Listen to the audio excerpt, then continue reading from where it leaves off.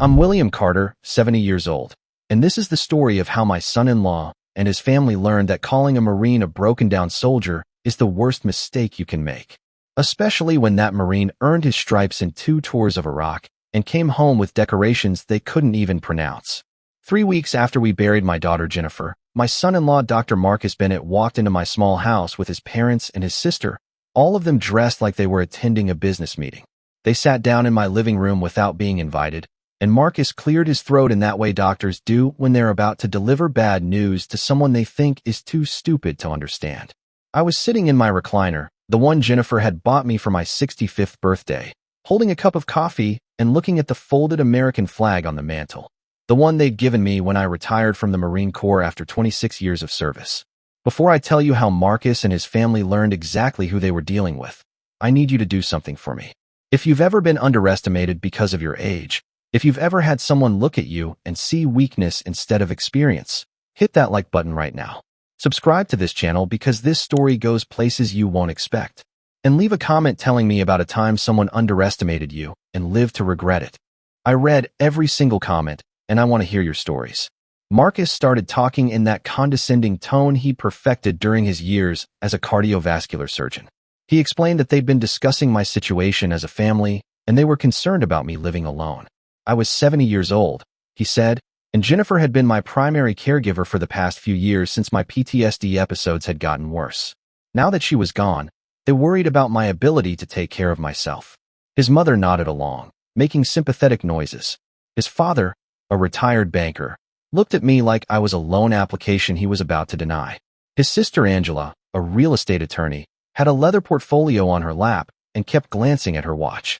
Marcus continued explaining that they'd found a wonderful veterans facility about 90 miles away.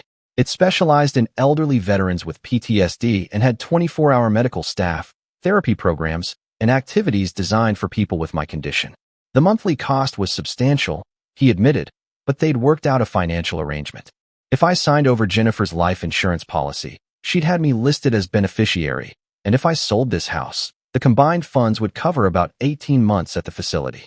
After that, they'd explore Medicaid options. I took a sip of my coffee and didn't say anything. That's something the Marine Corps teaches you. Silence is often more powerful than words. Let the enemy talk. Let them reveal their position before you make your move. Marcus's sister Angela opened her portfolio and pulled out documents. She'd taken the liberty of having paperwork prepared, she said. The house appraisal showed it was worth about $85,000. Not much, but combined with the life insurance, another $100,000, it would adequately fund my care. She slid the papers across the coffee table toward me. All I needed to do was sign, and they'd handle everything else. They'd even help me pack, Marcus added generously. They could have me moved into the facility within 2 weeks. His mother spoke up then, her voice dripping with false sweetness. She said they knew this was difficult, losing Jennifer so suddenly. The brain aneurysm had been such a shock to everyone. But Jennifer would want me to be taken care of properly, wouldn't she? She wouldn't want me struggling alone in this house, having episodes, possibly hurting myself or worse. This was really the best option for everyone. I looked at each of them in turn. Marcus in his expensive suit that probably cost more than my monthly disability check. His father with his Rolex and his air of superiority. His mother with her designer handbag and her practice concern. Angela with her legal documents and her impatience to get this done and move on to her next appointment. Then I looked at the flag on my mantel. The flag they presented to me when I retired as a master sergeant. Next to it was a shadow box that Jennifer had made for me, containing my medals. The silver star I'd earned in Fallujah when I'd pulled 3 wounded Marines out of a burning Humvee under enemy fire. The bronze star with Valor device from my second tour. The purple heart from the IED that had taken most of my hearing in my left ear and left shrapnel scars across my back that still ached when it rained. Marcus followed my gaze and actually sighed, like my military service was some kind of boring hobby I couldn't stop talking about. He said something that I'll never forget as long as I live. He said that he understood I was proud of my service, but I needed to accept reality. I was 70 years old. I was broken down from 2 wars. I had PTSD episodes that Jennifer had told him about, nightmares, flashbacks, moments where I'd lose track of where I was. I couldn't take care of myself anymore. The hero stuff was in the past. Now I needed professional care. Broken down. That's the phrase he used. Like I was an old car ready for the junkyard. His father nodded and added that they weren't trying to be cruel, just practical. I'd never had what he called a real career after the military. I'd worked as a security consultant, which as far as he could tell meant I'd sat in guard shacks and watched cameras. My income was just disability payments and a modest military pension. I couldn't possibly afford to maintain this house on my own, and I certainly couldn't afford the kind of medical care I'd eventually need. Angela jumped back in, tapping the documents with her manicured fingernail. She said they needed a decision today. The facility had a waiting list, but they could hold a spot for 48 hours if I signed the preliminary paperwork now. She strongly recommended I take this opportunity. As an attorney, she could tell me that if I became incapacitated and someone had to petition for guardianship, the process would be much more complicated and expensive. Better to do this voluntarily now, while I still had the capacity to make my own decisions. That last part was a threat, and we both knew it. She was suggesting that if I didn't cooperate, they'd have me declared mentally incompetent. I set my coffee cup down very carefully. Then I told them no. Marcus blinked like I'd spoken a foreign language. He asked me to repeat that. I said it again, very clearly. No, I wasn't signing anything. I wasn't selling my house. I wasn't going to any facility. This was my home. Jennifer grew up in this house. Her mother died in the bedroom upstairs. This was where my life was, and nobody was taking it away from me. Marcus's face went red. His father leaned forward and said I was being unreasonable. His mother's false sweetness disappeared, and she told me sharply that I was being selfish and stubborn. Angela closed her portfolio with a snap and said this was exactly the kind of irrational behavior that demonstrated I needed supervised care. Marcus stood up and his family followed. He told me he'd tried to do this the easy way, but if I insisted on being difficult, they'd do it the hard way. He'd start proceedings to have me evaluated for competency. As a respected cardiovascular surgeon, his medical opinion would carry significant weight with a judge. He'd testify that based on what Jennifer had told him about my episodes, I was a danger to myself. His sister would handle the legal side. Within a few months, I'd be in that facility anyway. Only it would cost me a lot more in legal fees, and I'd have no say in the matter. Then they left, walking out of my house like they'd already won. I sat there in my recliner for a long time after they'd gone, looking at my silver star and thinking about the day I'd earned it. March 2004, Fallujah, Iraq. I'd been 44 years old then, a master sergeant with 20 years of service behind me and a platoon of young Marines under my command. We'd been on patrol when the insurgents hit us with an RPG. The Humvee in front of mine had exploded into flames with 3 Marines trapped inside. I'd run through enemy fire, pulled open a door that was hot enough to burn through my gloves, and dragged those 3 men out one by one while rounds cracked past my head and my platoon provided covering fire. The citation they'd read when they pinned that silver star on my chest talked about extraordinary heroism and complete disregard for personal safety. It talked about how my actions had saved 3 lives that day. It talked about the Marine Corps values of honor, courage, and commitment. Marcus had looked at that medal and called me broken down. Here's what Marcus didn't know, what he'd never bothered to ask about because he'd already decided I was just a disabled old veteran with PTSD living on government handouts. He didn't know that my PTSD wasn't nearly as bad as Jennifer had made it sound. Yes, I had nightmares sometimes. Yes, loud noises could startle me. But Jennifer had exaggerated my condition to Marcus because she'd been embarrassed by his attitude toward veterans.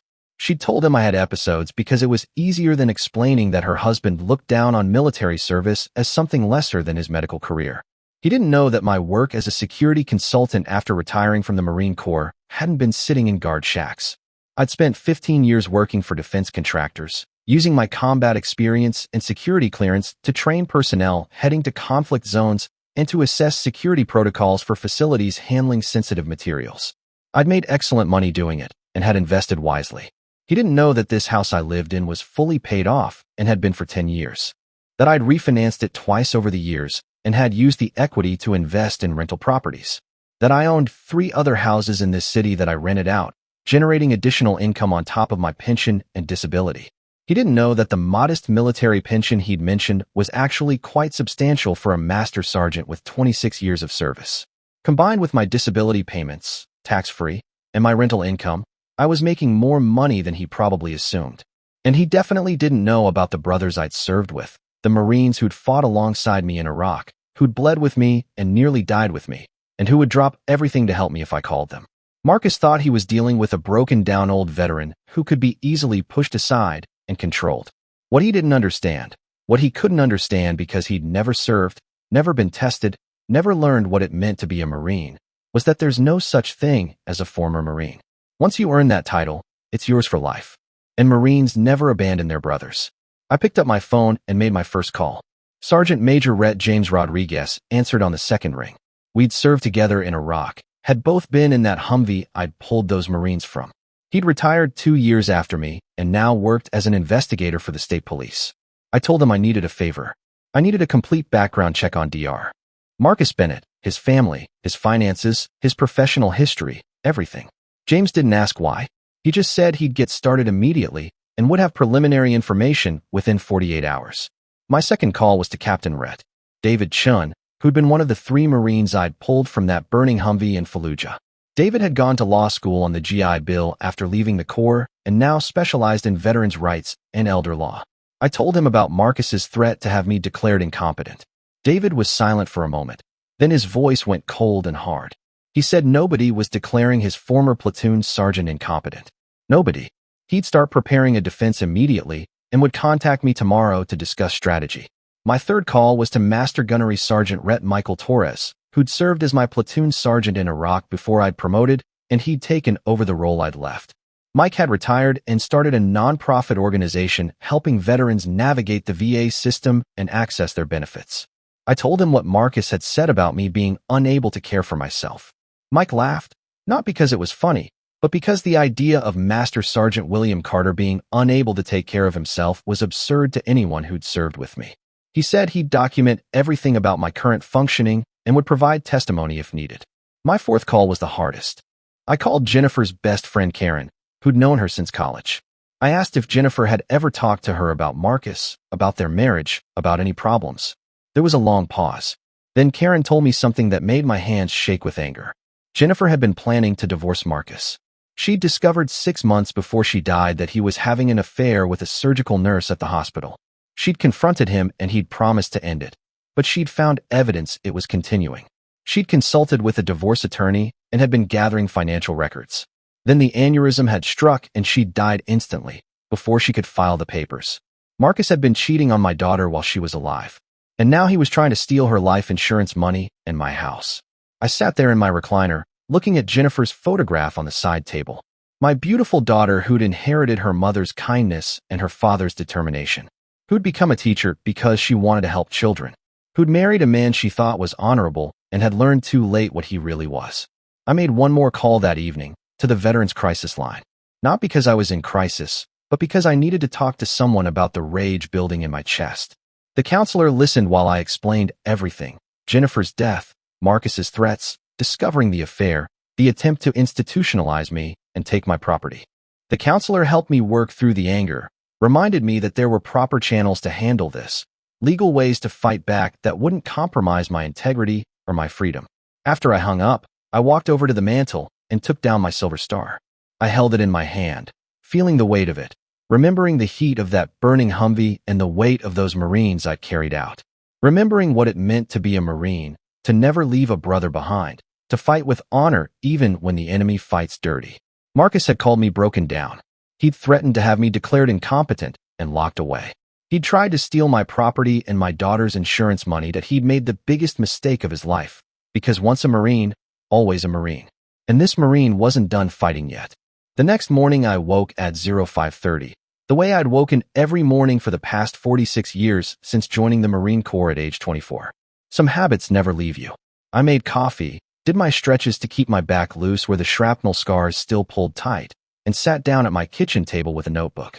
The first rule of any military operation is planning. You don't rush into a fight without reconnaissance, without understanding your enemy's capabilities and weaknesses, without having a clear objective and a strategy to achieve it. My objective was simple. Protect my property rights, protect Jennifer's life insurance money that she'd intended for me, and expose Marcus Bennett for exactly what he was.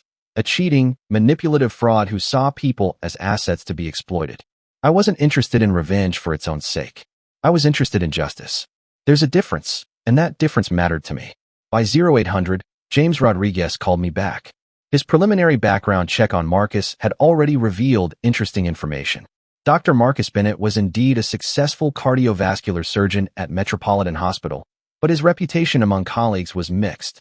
James had contacted a source who worked in hospital administration, and while Marcus was technically skilled, he had multiple complaints filed against him over the past 5 years. Nothing that had resulted in disciplinary action, but a pattern of arrogance, poor communication with patients' families, and conflicts with nursing staff. 3 different nurses had filed HR complaints about his behavior, though all had been settled quietly. More interesting was Marcus's financial situation. He lived well beyond even a surgeon's substantial salary.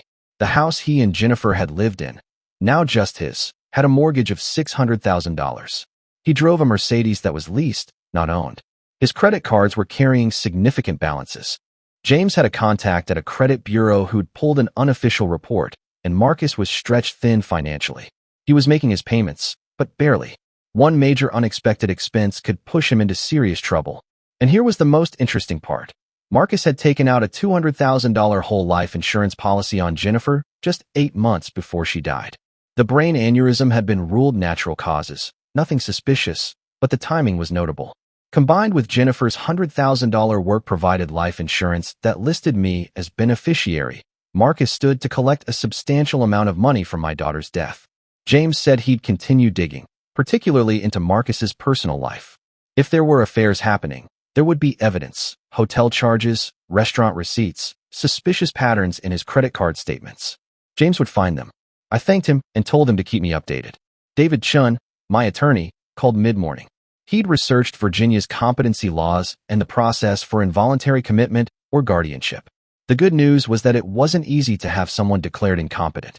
Marcus would need to petition the court, provide medical evidence of my incapacity, and a judge would have to order an independent evaluation. As a cardiovascular surgeon, Marcus's testimony would carry some weight, but he wasn't a psychiatrist and he wasn't my doctor. His opinion about my mental state would be considered, but it wouldn't be determinative. David said our strategy would be multi-pronged. First, he'd arrange for me to be evaluated by a psychiatrist who specialized in PTSD and veteran mental health. We'd document that while I had some PTSD symptoms, which were normal and manageable, I was fully capable of managing my own affairs. Second, he'd gather evidence of my financial competence, bank statements, tax returns, rental property documentation, all showing that I'd been successfully managing complex financial matters for years. Third, he'd prepare character witnesses who could testify to my capabilities, fellow veterans, my tenants, people who'd worked with me in my security consulting business. David also said he'd look into Marcus's motivations. If we could show that Marcus had financial reasons to want control of my assets, that he stood to benefit from having me declared incompetent, it would seriously undermine his credibility with the judge. I told David about the life insurance policy Marcus had taken out on Jennifer 8 months before her death. David went quiet for a moment, then said that was extremely relevant and he'd want to explore that further. By afternoon, Mike Torres came by my house with a VA representative. They spent 2 hours with me, reviewing my medical records, my current medications, my daily routines, my management of my rental properties. The VA rep asked me detailed questions about my finances, my health care, my social connections, my activities. At the end of the interview, she told me flatly that I was one of the highest functioning 70-year-old veterans she'd encountered.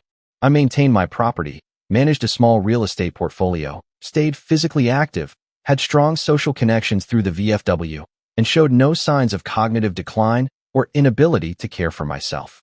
She'd be happy to provide official documentation of that assessment if needed. Mike stayed after the VA rep left. We sat on my back porch drinking coffee, and he told me something I hadn't known. Marcus had apparently been asking questions at the VFW hall a few months ago, back when Jennifer was still alive. He'd shown up one Thursday evening. I'd been out of town visiting my sister that week, and had talked to some of the guys. He'd introduced himself as my son-in-law, and had asked questions about my behavior. Did I seem confused? Did I have memory problems? Did I ever seem disoriented or aggressive? The guys had thought it was strange, but had assumed he was just concerned about my welfare. Now, looking back, Mike said it was clear Marcus had been building a case even then, gathering evidence to use against me. That information made my jaw clench. Marcus hadn't just decided to have me declared incompetent after Jennifer died. He'd been planning it for months, probably since he'd learned Jennifer was planning to divorce him. If he could control me and my assets, he'd have access to my money and Jennifer's insurance money. He'd probably planned to contest her beneficiary designation, claiming she'd intended to change it, but died before she could. With me declared incompetent and him as my guardian, He'd control everything. I spent the evening going through Jennifer's belongings that I'd boxed up from the house she'd shared with Marcus. He'd been in such a hurry to get her things out. He told me he needed to clear space, and it was too painful to look at her belongings, that he'd just thrown everything in boxes and brought them to my place. I'd been too grief-stricken to go through them at the time, but now I opened each box methodically, looking for anything relevant.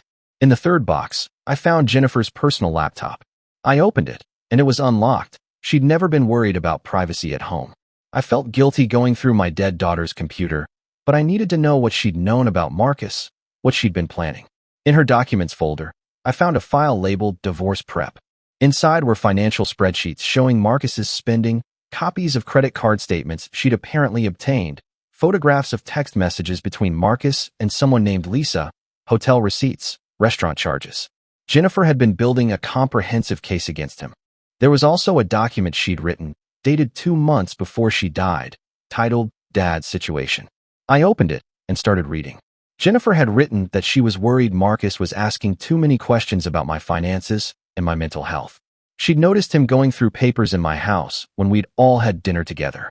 She'd overheard him on the phone with his sister Angela discussing what he called the old man's assets. Jennifer wrote that she suspected Marcus was planning something, that he saw my property and potential insurance money as a solution to his financial problems.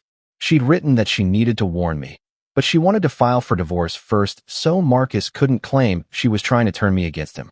She'd never gotten the chance to warn me. The aneurysm had taken her 3 weeks after she'd written that document. I sat there in my living room, reading my daughter's words, understanding that she'd seen through Marcus and had been trying to protect me even while she was planning to leave him. The grief hit me fresh, like losing her all over again. But underneath the grief was something else, a cold, focused determination. Jennifer had tried to protect me. Now it was my turn to protect her legacy and make sure Marcus didn't profit from her death. I copied all the files from Jennifer's laptop onto a flash drive and called David Chun. He answered on the first ring. I told him what I'd found: the divorce preparation documents, the evidence of Marcus's affair, Jennifer's notes about Marcus's interest in my finances. David told me to bring everything to his office first thing in the morning. This changed everything, he said. This showed Marcus's motive and his pattern of deception. Over the next week, my Marines gathered more intelligence. James Rodriguez discovered that Marcus's affair wasn't with just one nurse. There had been at least 3 different women over the past 2 years. One of them, a surgical nurse named Lisa Hernandez, was still involved with him. James had surveillance photos of Marcus and Lisa having dinner at an expensive restaurant 2 weeks after Jennifer's funeral. He had hotel records showing they'd spent weekends together while Jennifer was alive. James also found something else. Marcus had consulted with 2 different attorneys about guardianship proceedings before Jennifer died. One attorney's notes, obtained through a source James had, indicated that Marcus had asked about the process for having a parent declared incompetent when the adult child wasn't the biological child, but was married to the biological child. The attorney had told him it would be difficult, but not impossible, especially if he could demonstrate that the elderly parent was a danger to themselves and that he had the parent's best interests at heart. David Chun discovered that Angela Bennett, Marcus's sister, had a history of questionable legal practices. She'd been reprimanded by the state bar twice in the past 5 years, once for conflicts of interest in representing family members in estate disputes, and once for improper billing practices. Nothing severe enough to result in suspension, but enough to establish a pattern of ethical issues. David said if this case went to court, he'd make sure the judge knew about Angela's history and her financial interest in having me declared incompetent. Mike Torres organized a group of 8 Marines who'd served with me at various times during my career. They were all willing to testify about my competence, my leadership abilities, my mental acuity. These weren't just old buddies willing to say nice things. These were men who'd trusted me with their lives in combat, who'd followed my orders in the most dangerous situations imaginable, who could speak authoritatively about my judgment and capabilities. 2 weeks after Marcus's first visit, I received a formal letter from Angela Bennett's law office. It notified me that her client, Dr. Marcus Bennett, was filing a petition with the county court to have me evaluated for competency. The letter stated that Dr. Bennett had concerns about my ability to manage my own affairs based on reports of memory problems, confusion, aggressive behavior, and poor judgment. A hearing was scheduled for 6 weeks out. The letter strongly recommended that I obtain legal representation. I called David immediately. He told me he'd expected this and was ready. He'd file our response within 48 hours. He'd also file a motion to have Angela Bennett removed from the case due to her obvious conflict of interest. She stood to benefit financially if her brother gained control of my assets, which made her representation of him in this matter ethically questionable at best. That evening, Marcus called my house. I let it go to voicemail. His message was condescending and infuriating. He said he'd hoped I'd come to my senses and cooperate voluntarily, but since I'd chosen to be difficult, he'd been forced to take legal action. This didn't have to be adversarial, he said. If I'd just work with him, the process would be much easier. He knew I was probably scared and confused, but he was doing this for my own good. Jennifer would have wanted him to take care of me, he said. She'd trusted him to make sure I was safe and properly cared for. The gall of that statement, invoking Jennifer's name while trying to steal from me, made me grip the phone so hard my knuckles went white. But I didn't call him back. I didn't respond at all. Let him think I was scared and confused. Let him think he was winning. In the military, we called this strategic deception, letting the enemy believe they had the advantage while you prepared your real assault. Over the next 4 weeks, David worked methodically. He arranged for me to be evaluated by Dr. Sarah Mitchell, a psychiatrist who specialized in veteran mental health and had testified as an expert witness in dozens of competency cases. Dr. Mitchell spent 4 hours with me over 2 sessions, conducting cognitive tests, reviewing my medical history, asking about my daily functioning. At the end of the evaluation, she told me I scored in the superior range for my age group on all cognitive measures. I had mild PTSD symptoms that were well managed, no signs of dementia or cognitive decline, and demonstrated excellent judgment and reasoning abilities. Her official report would state unequivocally that I was fully competent to manage my own affairs. David deposed 3 of my rental property tenants, all of whom testified that I was an excellent landlord who handled maintenance promptly, managed finances clearly, and showed no signs of confusion or incompetence.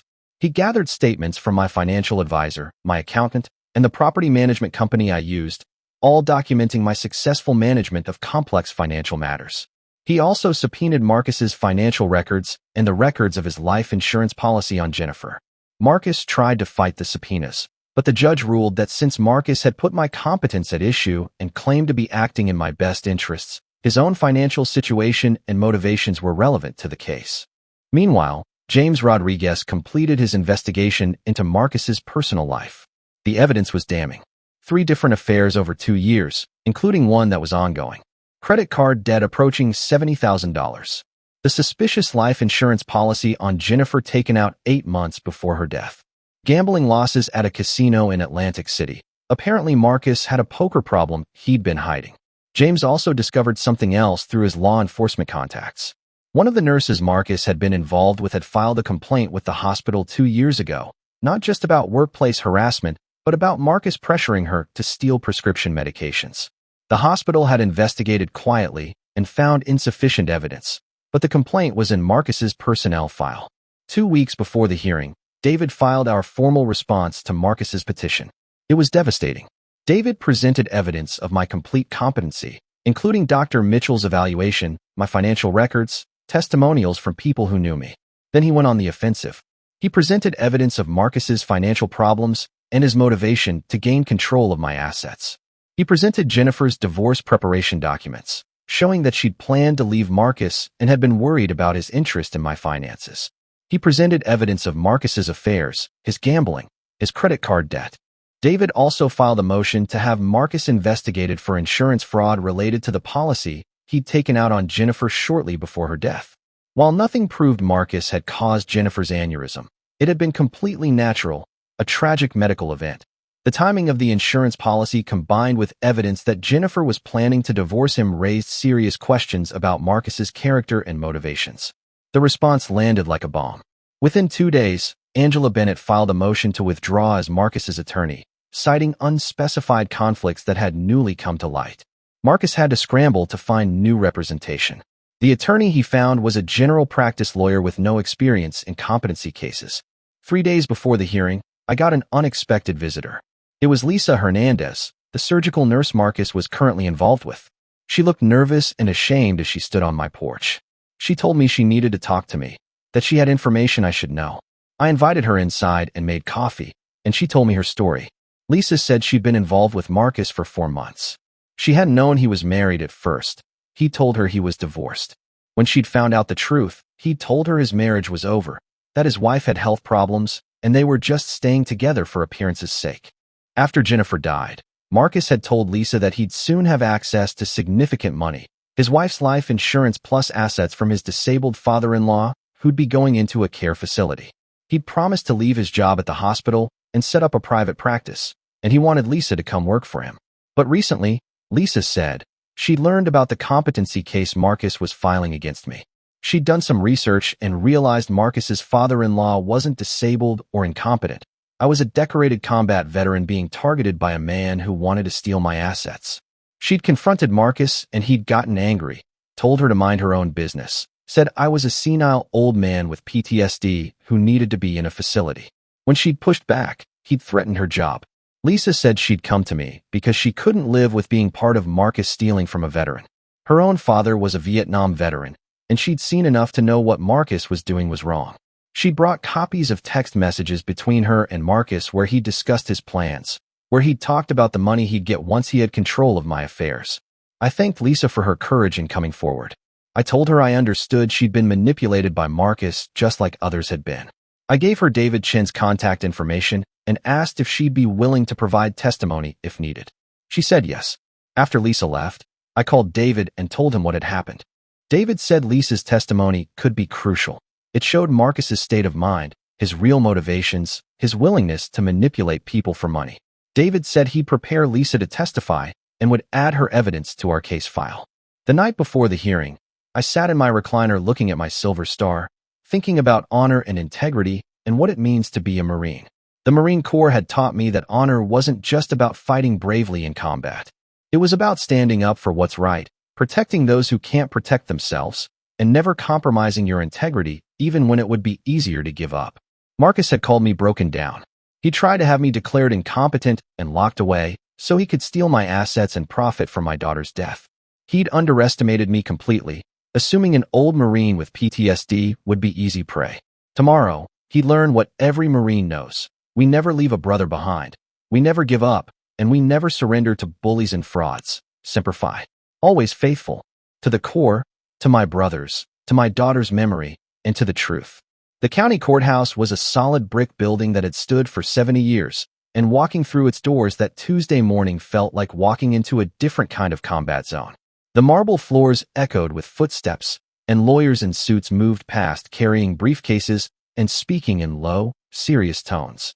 I wore my Marine Corps dress uniform, the blue jacket with my ribbons arranged in precise rows, my Master Sergeant chevrons on the sleeves, my cover tucked under my arm in proper military fashion. David Chun had suggested civilian clothes might be more appropriate, but I disagreed. Marcus wanted to question whether I was competent. Let the judge see exactly who was standing before her. A Marine who'd earned his stripes through 26 years of faithful service. David met me in the hallway outside the courtroom at 0830. He was wearing a sharp suit and carrying 2 briefcases full of documentation. He looked me up and down in my uniform and smiled slightly, nodding his approval. He said Marcus's new attorney had tried one last time this morning to get me to settle. If I'd voluntarily agree to a financial manager and regular competency evaluations, they'd drop the guardianship petition. David had told them absolutely not.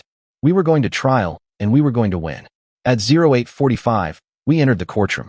It was smaller than I'd expected, with wooden benches for observers and 2 tables facing the judge's bench.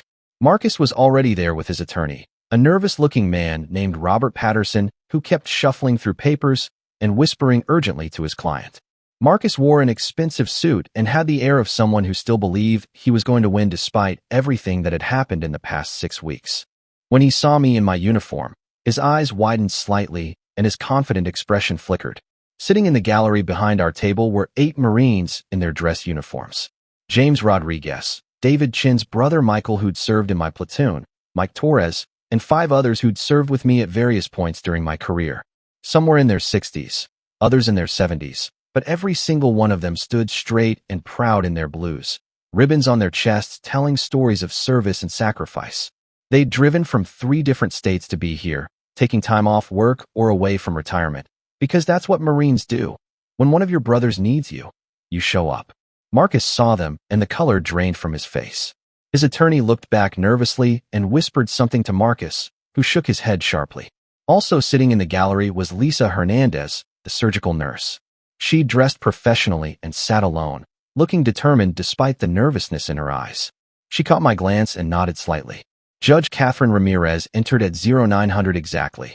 She was in her late 50s with steel gray hair and eyes that looked like they'd seen every kind of courtroom drama imaginable. According to David, she was a former military prosecutor herself, having served in the Army JAG Corps for 12 years before becoming a civilian judge. She was known for being fair but absolutely intolerant of anyone wasting her time or playing games in her courtroom. The bailiff called the case. In the matter of the competency of William Carter, petitioner Dr. Marcus Bennett. Judge Ramirez looked at the documentation in front of her, then looked up at both tables. She asked Marcus's attorney to present his case. Robert Patterson stood up and launched into his argument, though his voice lacked the confidence I'd expected. He stated that his client, Dr. Marcus Bennett, was the surviving spouse of my daughter Jennifer Carter Bennett, that he'd been close with me during his marriage, and that he'd observed concerning changes in my behavior over the past several years. Based on his observations and his medical expertise as a cardiovascular surgeon, Dr. Bennett believed I was no longer capable of managing my own affairs and required supervised care for my own safety. Patterson presented medical records showing I had been diagnosed with PTSD following my military service. He presented Jennifer's death certificate, suggesting that I'd lost my primary caregiver. He tried to present second-hand accounts of incidents where I'd supposedly been confused or disoriented, based on what Marcus claimed Jennifer had told him. Judge Ramirez interrupted and asked if he had any direct medical evidence of my incompetence, evaluations by psychiatrists, cognitive testing, documented incidents. Patterson admitted he did not, but argued that Dr. Bennett's professional medical opinion should carry significant weight. Judge Ramirez looked skeptical but told Patterson to continue. Patterson then tried to argue that my age alone, 70 years old, combined with combat-related PTSD, meant I needed supervision. He mentioned the Veterans Facility Marcus had identified, suggesting it would provide appropriate care. He concluded by saying this petition was motivated purely by concern for my welfare, that Dr. Bennett wanted to ensure I was safe and properly cared for in my remaining years. When Patterson sat down, Judge Ramirez turned to our table. David Chin stood up, and his presentation was methodical and devastating. He started by introducing himself as not just my attorney, but as a former Marine who'd served under my command in Iraq, whose life I'd personally saved in Fallujah. He gestured to the 8 Marines in dress uniforms sitting in the gallery and identified each by name and rank, explaining that they'd come from across the country to testify about my competence and character. Then David began dismantling Marcus's case piece by piece. He presented Dr. Sarah Mitchell's comprehensive psychiatric evaluation, showing I was fully competent with no cognitive decline. He presented financial records showing I successfully managed a real estate portfolio worth over $500,000. He presented testimony from tenants, business associates, and fellow veterans, all attesting to my capabilities. He presented records of my community involvement, my volunteer work at the VA hospital, my active participation in veterans organizations. Judge Ramirez was taking notes, her expression growing more stern as David presented each piece of evidence. Then David shifted to the offensive. He told the judge there was substantial evidence that this petition was not motivated by concern for my welfare, but by Dr. Bennett's financial interests. With the judge's permission, he'd like to present that evidence. Judge Ramirez looked at Marcus, who'd gone pale. She told David to proceed. David presented Marcus's financial records showing significant debt. He presented the life insurance policy Marcus had taken out on Jennifer 8 months before her death, a policy worth $200,000. He presented Jennifer's own documentation showing she'd been planning to divorce Marcus, that she'd discovered his affairs, that she'd been worried about Marcus's interest in my finances. Patterson objected loudly, saying Jennifer's divorce plans were irrelevant to the question of my competency. Judge Ramirez overruled him. She said Dr. Bennett's motivations were absolutely relevant to assessing whether this petition was filed in good faith or for improper purposes. She told David to continue. David presented evidence of Marcus's 3 affairs, including the ongoing relationship with Lisa Hernandez. He presented text messages Marcus had sent to Lisa discussing the money he'd have access to once he gained control of my affairs. He called Lisa to the stand, and she testified nervously but clearly about Marcus's statements to her, about his plans to use my assets, about his threats when she'd questioned his actions. Then David presented the most damaging evidence. the document Jennifer had written 2 months before her death, expressing concern that Marcus was planning something regarding my assets. Jennifer's own words, from beyond the grave, warning that Marcus saw my property as a solution to his financial problems. Patterson tried to object, tried to argue, but Judge Ramirez cut him off. She said she'd heard enough about Dr. Bennett's motivations. Now she wanted to hear from me directly. She asked me to take the stand. I stood and walked to the witness box, aware of every eye in the courtroom on me. I placed my hand on the Bible and swore to tell the truth, then sat down and looked directly at Judge Ramirez. She looked back at me, taking in my uniform, my ribbons, my bearing. Then she started asking questions. She asked about my daily routine. I told her I woke at 05:30 every morning, maintained my home, managed my rental properties, volunteered at the VA hospital 2 days a week, attended VFW meetings every Thursday evening. She asked about my finances. I explained my pension, my disability payments, my rental income, my investment accounts. I explained how I'd built my real estate portfolio over 20 years, how I'd maintained and improved my properties, how I'd successfully managed tenants and contractors. She asked about my PTSD. I told her honestly. Yes, I had nightmares sometimes. Yes, loud noises could startle me. But I'd been managing these symptoms for 20 years with therapy and medication when needed. They didn't interfere with my ability to manage my affairs, maintain my home, or live independently. She asked if Jennifer had been my caregiver. I said no. Jennifer had been my daughter and my friend, and we'd been close, but I'd never needed a caregiver. I'd been taking care of myself since I left the Marine Corps at age 50. Judge Ramirez then asked about Marcus. She asked if I'd given him any reason to believe I needed supervised care. I said absolutely not. Marcus had barely spoken to me during his 8-year marriage to Jennifer except to make dismissive comments about my military service. He'd never shown any interest in my welfare until after Jennifer died, and then his interest had been entirely focused on my assets. She asked about the life insurance money, Jennifer's $100,000 policy that listed me as beneficiary. I explained that Jennifer had set that up years ago when she first started teaching, naming me as beneficiary because at the time she wasn't married. She'd apparently never changed it, though Marcus clearly believed he should have that money. Judge Ramirez asked if I intended to keep that money or if there was any agreement to share it with Marcus.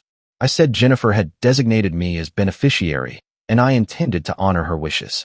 I'd use some of it to establish a scholarship fund in her name for students pursuing teaching degrees. Marcus would get nothing from me. Judge Ramirez thanked me and told me to step down. Then she called Marcus to the stand. He stood up, straightened his expensive tie, and walked to the witness box with his chin up, still trying to project confidence. But I could see the tension in his shoulders, the way his hands trembled slightly as he placed them on the Bible to be sworn in. Judge Ramirez didn't waste time with gentle questions. She asked Marcus directly when he'd first become concerned about my competence. He stammered that it had been gradual over the past few years. She asked for specific incidents. He described times when I'd allegedly been confused or disoriented, but his examples were vague and secondhand, things Jennifer had supposedly told him. Judge Ramirez asked if he'd ever witnessed these incidents personally. Marcus admitted he had not. She asked about his visits to the VFW hall months before Jennifer died, asking questions about my behavior. Marcus tried to claim he'd just been concerned, but Judge Ramirez cut him off. She said it appeared he'd been building a case for incompetency before my daughter had even died. She asked if he'd consulted with attorneys about guardianship proceedings while Jennifer was still alive. Marcus denied it, but then David presented the attorney consultation records James Rodriguez had obtained. Marcus's face went red. Judge Ramirez asked about the life insurance policy he'd taken out on Jennifer 8 months before her death. Marcus said it had been standard financial planning. She asked if Jennifer had known about the policy. He hesitated, then admitted she had not. Judge Ramirez's expression hardened. She asked about his affairs with hospital nurses while his wife was alive. Marcus tried to claim his personal life wasn't relevant, but Judge Ramirez said when someone claims to be acting in another person's best interests, their own character and credibility were absolutely relevant. She asked again, had he been having affairs while married to Jennifer? Marcus finally admitted yes. She asked about his financial situation. Marcus tried to minimize his debt, but David had already presented the records. $70,000 in credit card debt, gambling losses, living beyond his means. Judge Ramirez asked bluntly if gaining control of my assets would solve his financial problems. Marcus said that wasn't his motivation, but his voice lacked conviction. She asked about the text messages he'd sent to Lisa Hernandez discussing the money he'd have access to. Marcus claimed those were taken out of context. Judge Ramirez looked at him with obvious disgust. Then she asked the most damning question of all. She asked Marcus if he'd known that Jennifer was planning to divorce him before she died. Marcus froze. He looked at his attorney, who looked panicked. Marcus finally said he'd had some concerns about their marriage, but nothing definite. Judge Ramirez told him she'd seen Jennifer's documentation, the financial records Jennifer had gathered, the evidence of his affairs, the consultation with a divorce attorney. She asked again, had he known Jennifer was planning to leave him? Marcus's shoulders sagged and he admitted yes, he'd suspected. Judge Ramirez told him to step down. Her expression was cold and angry. She said she'd heard enough and was ready to rule. Patterson tried to argue that he had more witnesses, but Judge Ramirez cut him off. She said she'd seen more than enough to make her decision. She looked directly at Marcus and her voice was harsh. She said in her 20 years on the bench, she'd seen many guardianship petitions. Most were filed by family members genuinely concerned about an elderly relative's welfare. This was not one of those cases. This was a transparent attempt by a man with serious financial problems and questionable character to gain control of assets belonging to a fully competent veteran who'd served his country with honor. She said the evidence showed I was not only competent, but was functioning at a higher level than many people half my age. I successfully managed complex financial matters, maintained multiple properties, contributed to my community, and had the support and respect of numerous fellow veterans who testified to my capabilities. The psychiatric evaluation showed no cognitive decline whatsoever. The only evidence of incompetence was vague, secondhand claims by Dr. Bennett, who had obvious financial motivations and credibility problems. Judge Ramirez said she was denying the petition in its entirety. I remained fully competent to manage my own affairs. Furthermore, she was ordering Dr. Bennett to pay my attorney's fees as sanctions for filing a frivolous petition. She was also referring this matter to the state medical board for investigation into whether Dr. Bennett's conduct met the ethical standards expected of physicians, particularly his taking out a large life insurance policy on his wife without her knowledge shortly before her death, combined with evidence she'd been planning to divorce him. Marcus's attorney tried to object, but Judge Ramirez silenced him with a look. She said Dr. Bennett should consider himself fortunate she wasn't also referring this matter to law enforcement for investigation of possible insurance fraud. The life insurance company might want to review the circumstances of that policy very carefully. She told Marcus that if he ever filed another petition regarding my competency or attempted in any way to gain control of my affairs, she'd hold him in contempt and he'd face jail time. Then Judge Ramirez did something unexpected. She stood up, and everyone in the courtroom rose with her. But instead of leaving immediately, she looked directly at me and the 8 Marines in their dress uniforms. She said that as a former military officer herself, she wanted to personally thank me for my service and tell me it was an honor to have me in her courtroom. She said the Silver Star ribbon she could see on my uniform represented the kind of heroism and selfless service that our country was built on, and she'd be damned if she let anyone take advantage of a Marine who'd earned that decoration. The 8 Marines behind me came to attention and saluted. I stood and returned the salute. Then Judge Ramirez nodded and left the courtroom. The hearing was over. Marcus sat at his table looking stunned, his face pale, his expensive suit somehow looking rumpled now. His attorney was already packing up his briefcase and looked like he wanted to be anywhere else. Marcus glanced back at me once, and I met his eyes steadily. I didn't smile or gloat. I just looked at him and let him see that he'd never had a chance, that he'd underestimated a Marine and paid the price for his arrogance. David Chin shook my hand and told me we'd won completely and decisively. The 8 Marines came forward and each shook my hand or hugged me, congratulating me, telling me they'd never doubted the outcome. Mike Torres said Marcus had made the mistake of thinking a 70-year-old veteran was an easy target. James Rodriguez said Marcus had clearly never learned the first rule about Marines. We never leave a brother behind, and we never quit. We walked out of that courthouse together, 9 Marines in dress uniform, and stood on the steps in the sunlight. People passing by looked at us, and some stopped to take pictures. A few came up to thank us for our service. I felt something I hadn't felt since Jennifer died, a sense of peace, of justice served, of a mission accomplished. Marcus had called me broken down. He'd tried to steal my assets and profit from my daughter's death. He'd underestimated me completely because he saw an old man with PTSD instead of seeing a Marine with 26 years of training and experience in assessing threats and defeating enemies. He'd learned his lesson the hard way, and I'd defended my position with honor, using the law and the truth instead of violence, proving that a Marine never stops being a Marine no matter how old he gets. Semper Fidelis. Always faithful. The mission was accomplished. The weeks following the hearing brought a cascade of consequences for Marcus Bennett that went far beyond just losing the competency case. David Chin called me 3 days after the hearing to tell me that the state medical board had opened a formal investigation into Marcus's conduct. The combination of taking out a large life insurance policy on his wife without her knowledge, the evidence that she'd been planning to divorce him due to his affairs, and his attempt to have her father declared incompetent to gain control of assets had raised serious questions about his ethical fitness to practice medicine. The board was also looking into the complaints from nurses about his workplace behavior and the old allegation about pressuring a staff member to steal prescription medications. David said the investigation would take months, but the mere existence of it was already causing problems for Marcus. Metropolitan Hospital had placed him on administrative leave pending the outcome of the medical board review. In the medical community, that was essentially a scarlet letter. Other doctors would know something serious was being investigated. Even if Marcus was eventually cleared, the damage to his reputation would be substantial and permanent. 2 weeks after the hearing, James Rodriguez called with more news. The life insurance company that had issued the $200,000 policy on Jennifer had launched their own investigation after receiving information about the circumstances. While Jennifer's death had been clearly natural, a brain aneurysm with no evidence of foul play, the company was questioning whether Marcus had committed fraud in obtaining the policy by failing to disclose that his marriage was in trouble and that Jennifer had been planning to divorce him. If they determined he'd misrepresented material facts on the application, they could deny the claim entirely or even pursue criminal charges. James also told me that Marcus's financial situation was collapsing rapidly. Without his hospital salary during the administrative leave, he was struggling to make his mortgage payments and credit card minimums. The Mercedes lease company had repossessed his car after he missed 2 payments. His credit score had dropped dramatically. James had heard through his law enforcement contacts that Marcus was desperately trying to borrow money from family members and friends, but word of his ethical problems had spread and people were keeping their distance.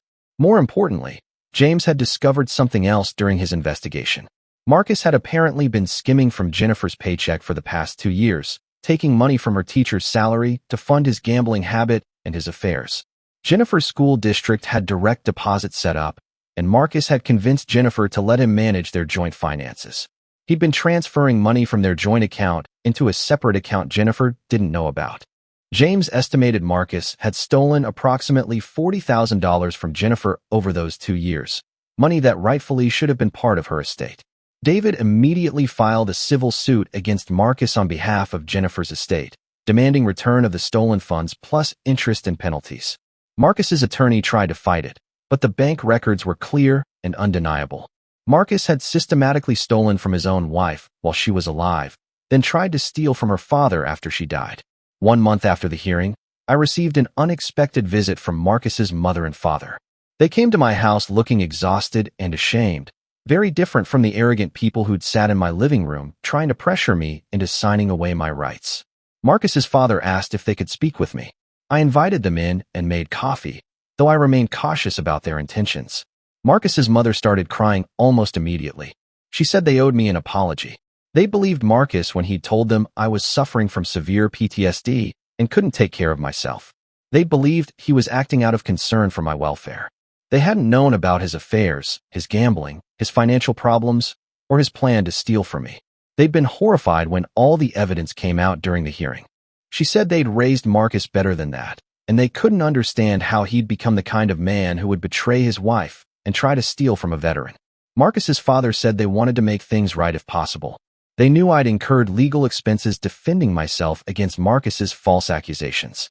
They wanted to pay my attorney's fees, not because the court had ordered it, but because it was the right thing to do. He wrote me a check for $15,000, which more than covered David Chen's fees.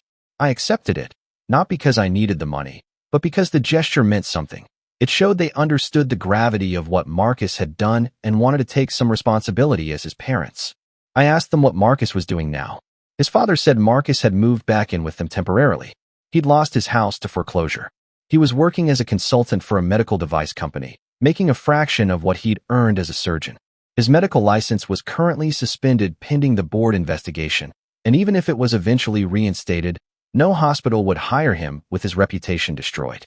His father said Marcus was bitter and angry, blaming everyone but himself for his situation, blaming me for not just going along with his plan, blaming Jennifer for planning to divorce him, blaming the judge for being biased. Marcus's mother said quietly that she didn't recognize her son anymore. The Marcus who'd tried to institutionalize a decorated combat veteran and steal his assets wasn't the boy they'd raised. She didn't know what had happened to him, whether it was the pressure of medical school, the culture of arrogance in surgery, or just character flaws that had always been there, but had gotten worse over time. But she knew he destroyed his own life through his choices, and she was ashamed of him. After they left, I sat in my recliner and thought about families and disappointment and how people can turn out so different from what their parents hoped. I thought about Jennifer, who'd married Marcus believing he was honorable, discovering too late what he really was. I thought about how she tried to protect me even while she was planning to leave him, writing that document warning me about his intentions. 3 months after the hearing, the state medical board issued its decision. Marcus's medical license was revoked permanently. The board found that his conduct, taking out a secret life insurance policy on his wife who was planning to divorce him, attempting to have her father falsely declared incompetent to gain control of assets, multiple ethical violations in his treatment of hospital staff, demonstrated a pattern of behavior incompatible with the ethical standards required of physicians. The decision was final and not subject to appeal. Marcus could never practice medicine again. His career was over at age 45. The life insurance company denied Marcus's claim on Jennifer's policy and referred the matter to law enforcement for investigation of insurance fraud. The district attorney declined to file criminal charges. Jennifer's death had clearly been natural, and there was no evidence Marcus had caused it. But the civil fraud finding meant Marcus got nothing from the policy. David's civil suit to recover the money Marcus had stolen from Jennifer was settled 6 months after the hearing.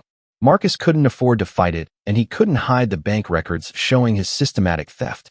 He agreed to pay back the $40,000 he'd stolen, plus interest, over 10 years. David structured it so the payments would come directly from Marcus's wages before he ever saw them. I took that money and used it to establish the Jennifer Carter Memorial Scholarship Fund at her school district, providing $5,000 annually to a graduating senior planning to become a teacher. 1 year after the hearing, I attended the first scholarship award ceremony. The school auditorium was packed with students and families. The principal gave a speech about Jennifer's dedication to her students and her passion for education. Then they called up the first scholarship recipient, a young woman named Maria who wanted to teach elementary school in underserved communities. She accepted the check and gave a speech about how Jennifer had been her mentor teacher during student teaching, how Jennifer had inspired her to pursue education as a career, how Jennifer had seen potential in her when she doubted herself. Sitting in that auditorium, listening to this young woman talk about my daughter's impact on her life, I felt the grief fresh again, but also felt pride. Jennifer's legacy wasn't Marcus or his betrayal. Her legacy was the hundreds of students she'd taught over the years, the young teachers she'd mentored, the lives she'd touched through her kindness and dedication. After the ceremony, several of Jennifer's former colleagues came up to talk to me. They all had stories about Jennifer, her patience with struggling students, her creativity in making lessons engaging, her willingness to stay late helping kids who needed extra support. One teacher told me Jennifer had once spent a whole weekend helping a student's family fill out financial aid applications for college because the family didn't speak English well, and Jennifer wanted to make sure the student didn't miss out on opportunities. Another told me Jennifer had a drawer full of granola bars and school supplies that she quietly gave to students whose families couldn't afford them, never making a big deal about it or making the kids feel bad. These were the things Marcus had never known about Jennifer, had never valued. He'd seen her teacher's salary as insufficient, her dedication to her students as naive, her kindness as weakness. He'd cheated on her, stolen from her, and then tried to profit from her death. But Jennifer had won in the end. Her scholarship would continue helping students for years to come. Her memory was honored by people who'd actually known and loved her. And Marcus had lost everything: his career, his reputation, his freedom, his future. I still lived in my house on Maple Street, the house I'd bought with a VA loan in 1983 when Jennifer was just 3 years old. I still managed my rental properties, still volunteered at the VA hospital, still attended VFW meetings every Thursday evening. My 8 Marine brothers from the hearing stayed in regular contact, calling to check on me, visiting when they were in town, including me in their family's gatherings. The nightmares from Iraq came less frequently now. I'd expected them to get worse after the stress of the legal battle, but somehow they'd gotten better instead.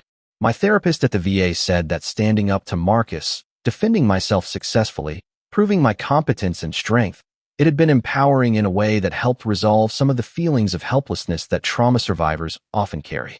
I'd been in a situation where someone tried to victimize me, and I'd fought back effectively using my training and my support network and my refusal to give up. That was healing. 2 years after the hearing, I got word through James Rodriguez that Marcus had left the state. He'd moved to Nevada and was working as a medical consultant reviewing disability claims for an insurance company, a job that required a medical degree but not an active license to practice. He was apparently still bitter, still blaming others, still convinced he'd been treated unfairly. Some people never learn, never take responsibility, never grow from their mistakes. I didn't think about Marcus much anymore. He'd been a threat that I'd assessed and neutralized using the skills and discipline the Marine Corps had taught me over 26 years. He'd underestimated me based on my age and my PTSD, assuming I'd be an easy target. He'd learned the hard way that Marines don't become easy targets just because they get older. We just become more experienced, more strategic, more dangerous to anyone stupid enough to try to take advantage of us. On the 5th anniversary of Jennifer's death, I held a small memorial service in my backyard. The same 8 Marines who'd stood with me in the courthouse came in their dress uniforms. Jennifer's former colleagues came. Some of her former students came, now in college or starting careers of their own. We planted a dogwood tree in Jennifer's memory, right next to the garden shed where she used to help me with yard work when she was a little girl, before cancer took her mother and before a brain aneurysm took Jennifer herself. One of her former students, now a college junior studying education, gave a speech about how Miss Carter had been the teacher who made her believe she could succeed, who'd encouraged her to apply to college when everyone else in her family had said it was too expensive and she should just get a job. She said she was going to be a teacher because of Jennifer's example, and she wanted to give other kids the same kind of support and belief that Jennifer had given her. After everyone left and the sun was setting, I sat on my back porch looking at the new dogwood tree and thinking about the past 5 years. I'd lost my daughter to a tragic medical event that no one could have prevented.